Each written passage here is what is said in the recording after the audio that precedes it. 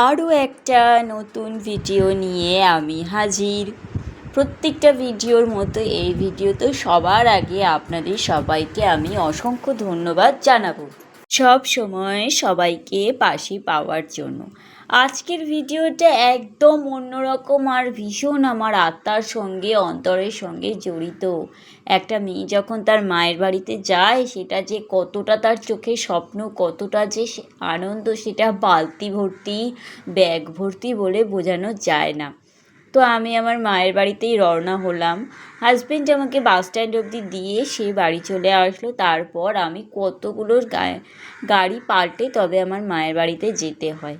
তো যাই হোক, যেতে যেতে প্রায় 2-2.5 ঘন্টা লেগে গেল। এখান থেকে বেরোলাম আমি তখন 4:30, আর বাড়িতে গিয়ে পৌঁছালাম 6:30, 6:45। আর যাওয়ার পথে গঙ্গা পথও পড়ে। তো বুঝতেই পারছেন, গঙ্গা, নদী, সমুদ্র এগুলোর যদি পাওয়া যায় আর সেই ভিডিও বা ছবি যদি ক্যাপচার করা যায়, যে কত সুন্দর দৃশ্য যে আমাদের চোখে পড়বে সেটা ঘরে বসে চিন্তা করা যায় না। তো যাই হোক, এই ব্রিজটা নতুন করেছে, আর যে কাঠের ব্রিজটা ছিল সেই ব্রিজটা দিয়ে আগে পারাপার হতো। তো এই ব্রিজটা করেছে, আমি এই ব্রিজটা করার পরে 2বার যাচ্ছি।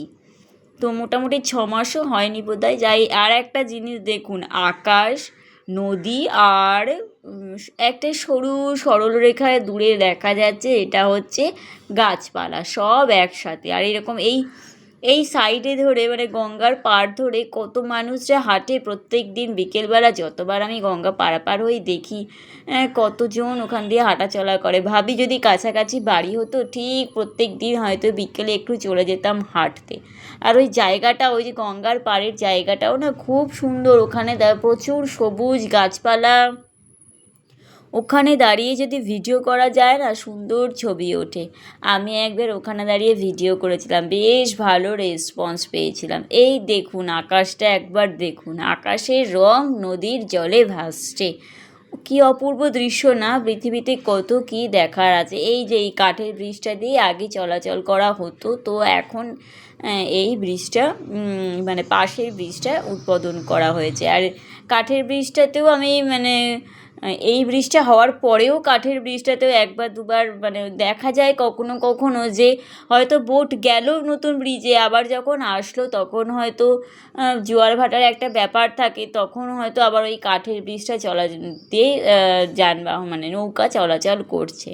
তো এইবারে শুধুমাত্র দেখলাম এই ব্রিজটা দিয়েই গেলাম আর আসলাম। কাঠের ব্রিজটা মনে হয় আপাতত এখন বন্ধই রেখেছে। আর যেহেতু পাকাপোক্ত ব্রিজ করেছে, তো আগে যা ভাড়া ছিল সেই ভাড়া হিসেবে এখন 1 টাকা আরও বেশি বাড়িয়েছে। আর জেটিটাও, এই যে জেটিটা করেছে এটাও একেবারে খুব ভালো করেছে। বাঁশের জেটি, কাঠের জেটি দীর্ঘদিন ধরে হয়ে যায়, শ্যাওলা পড়া বা নষ্ট হয়ে যায়, একেবারে পাকাপোক্ত করে নিয়েছে, সেটা খুবই ভালো হয়েছে।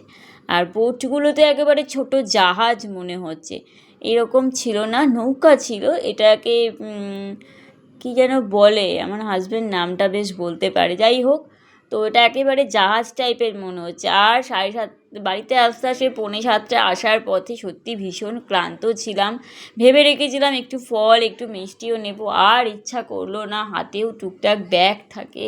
তো আসার পথে তো এই একটা দোকান আছে, যেই দোকানে ছোটো থেকেই চপ খাই, তো সেখান থেকে নবরত্ন আর বেগুনি 2টো চপ নিলাম। বেশি নিলাম না, কারণ গরমে বেশি চপ খাওয়ার ইচ্ছাও মনে জাগলো না। সন্ধেবেলায় কিছু তো একটা খেতে হবে, সেই জন্যই এটা নিয়ে চলে আসলাম। এরপর তো মায়ের এখানে আছি, খাওয়া দাওয়া, গল্প গুজব, কেনাকাটা সবই হবে। আর মায়ের হাতের আদা দেওয়া চা, ওই সময় আদা দেওয়া চা খেতে খুব ভালো লাগছিল।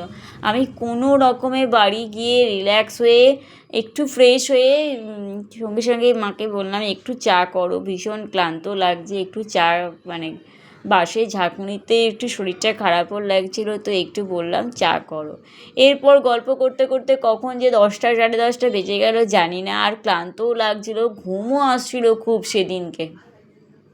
যেটা হয় বাড়িতে থাকা একরকম, আর বাড়ির বাইরে গেলে ক্লান্ত ভাবটা একটু বেশিই লাগে। তো মাও আমার জন্যে সারা দুপুর ঘুমায়নি, কখন আসবে বলে। দুজনে ভীষণ ক্লান্ত ছিলাম। কোনো রকমে খাওয়া দাওয়া করে আমরা শুয়ে পড়লাম। তরকারি করেছিল, একটা মাছের ঝোলের তরকারি আর একটা নিরামিষ তরকারি, বেশ মাখা মাখা করে করেছিল। আমার তো নিরামিষ তরকারি একটু ঝোল ঝোল রাখি। আর মায়ের এই যে সঙ্গী টিভি, এখন তো এইরকম চৌকো টিভিগুলো দেখাই যায় না, এখন তো পুরো ফ্ল্যাট সিস্টেম টিভি দেখা যায়, কিন্তু আমাদের এই টিভির বয়সটা অনেক দিন। আমার মা বলে তোর বাবার হাতের কেনা জিনিস আমরা চেঞ্জ করব না। আমরা দুই বোনে বলি যে চেঞ্জ করে নাও, কিন্তু মা চেঞ্জ করতে চায় না। মাঝে মাঝেই ও একটু অসুস্থ হয়ে পড়ে, ওকে ডাক্তার দেখাতে হয়, সেই জন্যেই বলি তুমি নতুন নিয়ে আসো না। মা বাবার হাতে তৈরি জিনিস, আনা জিনিস যেহেতু, মা ওকে চেঞ্জ করতে চায় না। তো যাই হোক, আমি তরকারি আর মাছের ঝোলটা দিয়ে, ঝোল ছিল না ঝাল ছিল, মাছের ঝালটা দিয়ে খেলাম। আর সেখান থেকে মাকেও একটু দেওয়া হলো, দুজনেই ভাগাভাগি করে খেলাম। আর মায়ের দুধ ছিল, মা দুধ দিয়ে খেলো। আর এইবার চলে আসলাম পরের দিন সকালে। গুড মর্নিং আমার সব প্রিয় মানুষগুলো, সবাই কেমন আছেন? আমিও মোটামুটি ভালোই আছি। আমাদের বাড়ির ওখানে চারপাশে একেবারে চিরসবুজ, একদম অন্যরকম পরিবেশ। একবার যদি ওখানে কেউ যায় সেখান থেকে আর ফিরে আসতে চায় না। আমি যখন স্কুল কলেজে পড়তাম, আমার বান্ধবীরা যখন আসতো, তারা বলতো তোদের বাড়িতে কত সবুজ রে, তোরা কত সবুজ দেখতে পাস, দিন রাত চোখ জুড়িয়ে যায় এরকম পরিবেশ দেখলে। আর শুধু যে সবুজ তা নয়, আমাদের ওখানে কিন্তু আকাশ, খোলা আকাশ দেখতে পাই আমরা। মানে ভোর গরমকালে, এই তো আমি দেখলাম তো গরমকালে ভোর 4:45 থেকে একদম 6:30 অবধি ওখানে ভালো রোদ, 6:30 6:45 অবধি ওখানে একে অপরকে দেখতে পাওয়া যায়। আকাশের হালকা হালকা সাদা নীল আভাটাও দেখতে পাওয়া যায় 6:45 অবধি এই গরমকালে। এরপর মা ফুল তুলছে আর আমি একটু মায়ের পেছন পেছন ঘুরছি আর একটু ভিডিও করছি। ওখানেই ছোট থেকে মানুষ, কিন্তু যখন যাই তা সব যেন নতুন করে দেখি। কি ভালো লাগে এই আকাশ, ফুল গাছ, প্রকৃতি, সবুজ সব কিছু। দেখি মা কী ফুল তুলেছে। আচ্ছা, কলকে ফুল আর লাল জবা, এছাড়া আরও কত জবা ফুল, কত ফুল গাছ রয়েছে মায়ের বাড়িতে। আবার আর একটা গাছ ছিল যেটা আমি দেখানোই ভিডিওই করিনি, সেটা হচ্ছে হলুদ গাছ। বোন আবার হলুদ, এক টুকরো হলুদ গাছ লাগিয়েছিল, সেটা থেকে হলুদ ফুলও হয়েছিল একবার। আবার গাছটা কিছুদিনের জন্য মনে হয় মরে গেছিলো, আবার সেখান থেকে ফল হয়েছে। আমার ভুল হয়ে গেল, হলুদ গাছের কোনো ভিডিওই বা হলুদের কোনো ভিডিওই আমি করিনি। এরপর আমি আর মা মিলে একটু একটু গল্প করতে করতে দুজনে মিলে মায়ের সাথে হাতে হাতে কাজ করলাম, আর দুজনে মিলে ঘরের কাজ টুকটাক করে করলাম। মা করবে, মায়ের সাথে সাথে আমিও করলাম। বেশিটা সময় তো আমি ফোন নিয়েই কাটিয়ে দিলাম, যেটুকু চাইছিলাম মাই করলো। আমি আর সেরকম কিছু করিনি।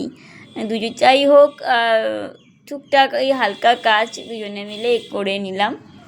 আমি একটু বিছানাটা ঝাড়াঝুড়ি করে দিলাম যাতে মায়ের একটু হেল্প হয়, মায়ের একটু হেল্পিং হ্যান্ডের কাজ করলাম।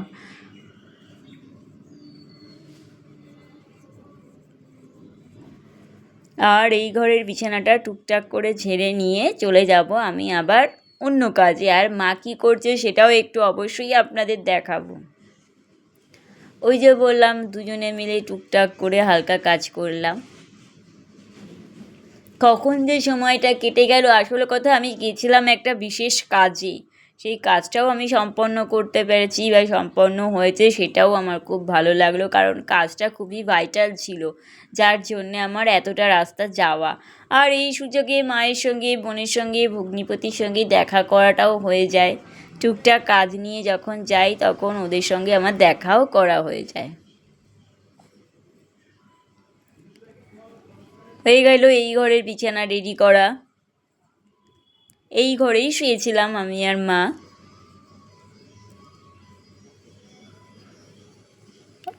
আর এই যে মা পুরো ঘর থেকে শুরু করে একেবারে বাইরে পুরো চাতালটা পর্যন্ত ঝাড় দেবে, তারপর পুরো এরিয়াটা জল ঢালবে প্রত্যেক দিন। শীত, গ্রীষ্ম, বর্ষা, শীতকালেও ওই ঠান্ডার মধ্যে উঠে ঝাড় দেওয়া, জল ঢালা সবই করে। এরপর চলে আসলাম পাশের ঘরের বিছানাটাও, যদিও ওখানে শোয়া হয়নি, সেখানে খুব একটা এলোমেলো ছিল না, কিন্তু ওই যে ঠিকঠাক মতন করে একটু গুছিয়ে না রাখলে হয় না। তো পাশের ঘরের বিছানাটায় চলে গেলাম। আর তারপর মা বাসন মাজতে আসবে দিদি, সেই বাসন মাজার দিদি বাসনগুলো বাইরে বার টার করে দিল। আরও কাজ কত তো থাকে সেগুলো করলো, করে দুজনে মিলে বসে পড়লাম। আমিও চলে আসলাম একটু রান্নাঘরে, জানলাটা খুলতে গেছিলাম, দেখলাম আমি পারলাম না, টাইট হয়ে আছে, এটা একমাত্র মাই খুলতে পারে, আমি আর খুলতে পারলাম না। আর আমি আগের দিন জামাটা পরে মানে যে ড্রেসটা পরে গেছিলাম সেটা আর ভালো করে হাওয়াতে এবার তখন ওই দড়িতে ঝুলিয়ে রেখেছিলাম, কিন্তু যতই যাই হোক একটু রোদে দড়িতে না দিলে না হয় না, তো একটু তাই বাইরে দড়িতে দিয়ে দিলাম, একটু রোদ একটু হাওয়াতে থাকুক, এরপর বাড়িতে গিয়ে আবার কাচাকুচি করা হবে।